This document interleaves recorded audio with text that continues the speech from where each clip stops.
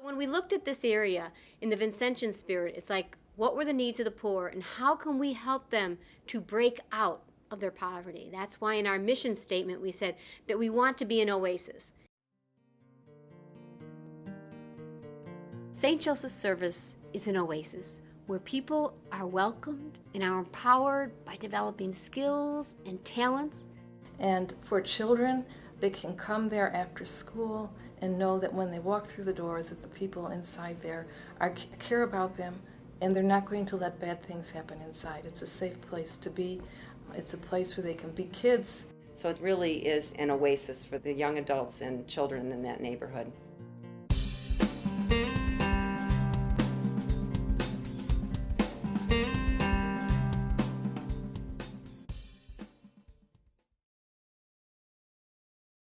I don't like to hear inner city. I don't like to hear at risk. I don't like to hear those terms because all kids are at risk. Every single child is at risk. I am dedicated to the community I serve, and I actually live in this community. So I see firsthand the needs of the community. I see St. Joseph's Services as a little beacon of hope on the west side of Chicago. I'm Lisa Sullivan. I'm the Executive Director of St. Joseph's Services. I've been in this position for a year. Previous to this, I was a donor, a volunteer for the last 3 or 4 years. St. Joseph's Services is so much to both communities that it serves. We're a safe place. We offer education free of charge, and pretty much we let the participant decide what their goals are, and we help them achieve those goals.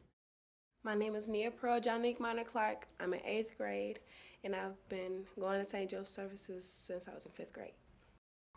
I do art, I dance, we have snack, I do homework.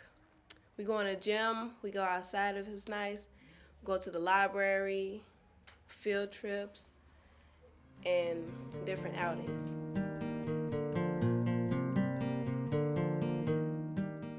My name is Rocio Arreola, and I'm an English teacher and I teach computer class. I love the people here. I love what Casa Providencia does, teaching people to speak English and to use computer. I can't imagine someone living here in this country and not know the language. When one woman came in and she said to me, you know, this house is called Casa, and it is my home. I can do everything here. I learned my English, my kids can come here, and I can pray here. In particular, one of my favorite stories is this person, Rosalia, who started about 4 years ago. She really wanted to learn English for a couple of reasons, and she really wanted to be able to interact with the teachers and the other people at school. And then as she progressed, her English got much better so that she was able to become employed. So she had to quit coming because she worked very, very far away. But last fall, as I was working in my office as the executive director, she banged on my door and said, teacher, can you do me a favor? And she asked me if I could have her daughter join us in our after-school program because she really wanted a safe place for her little girl. St. Joseph's Services in Austin is located in the San Miguel Catholic School. We offer wraparound services for the school children there. We have after-school programs as well as weekend programming to help the children as far as their academic success, their social success. We have sports programs and enrichment programs. It really is a diamond in the rough there.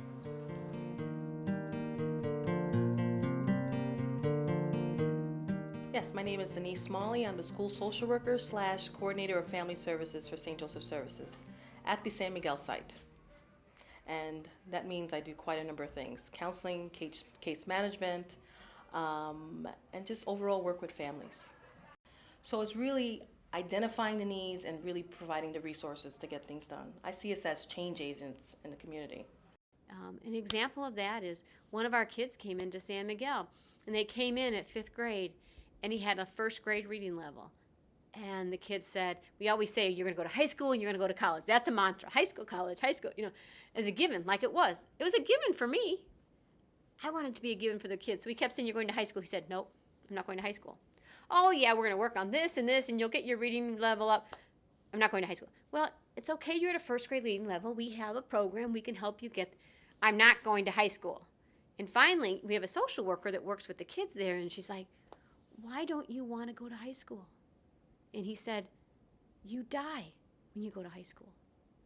Now, for most kids, you'd think that was a delusion.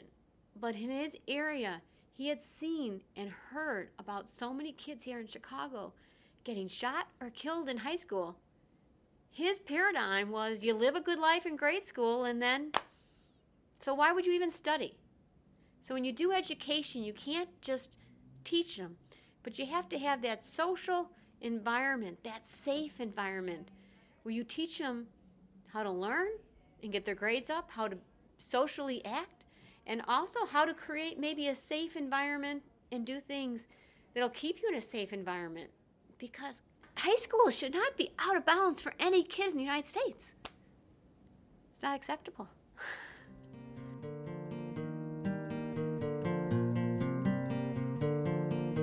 My name is Bradley Johnson. I'm the site manager for St. Joseph Services. We call it the AAA Community Center and after school program.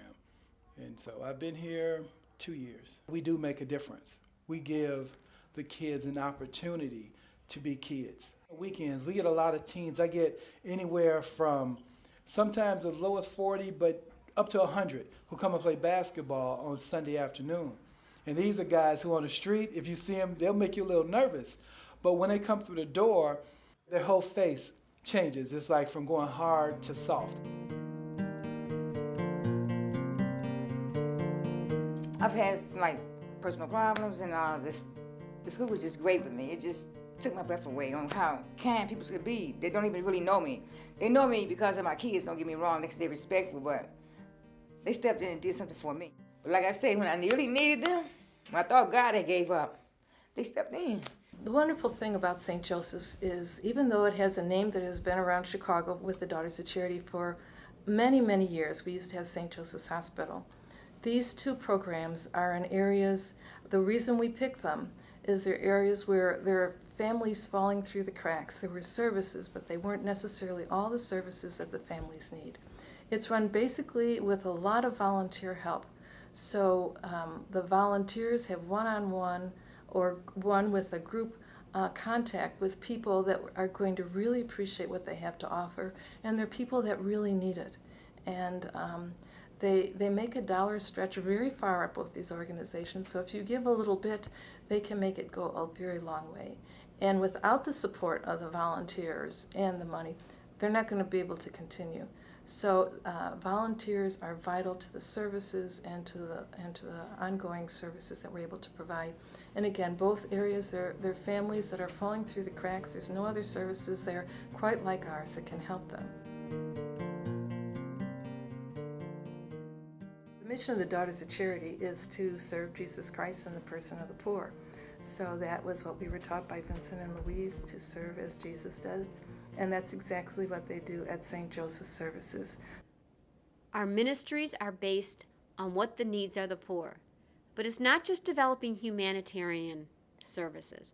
It's developing services where through our actions, people see the light of Christ. The spirit, I think, of St. Vincent is to walk in the footsteps of Jesus Christ, to have the heart of Christ, to see the poor as Christ, and to work with the poor in whatever needs they have. The spirit of St. Vincent is love and service. Please visit stjosephservices.org or call 773-278-0484 for more information on our programs, to make cash or in-kind donations of goods, or for ways to use your volunteer gifts to support those in need.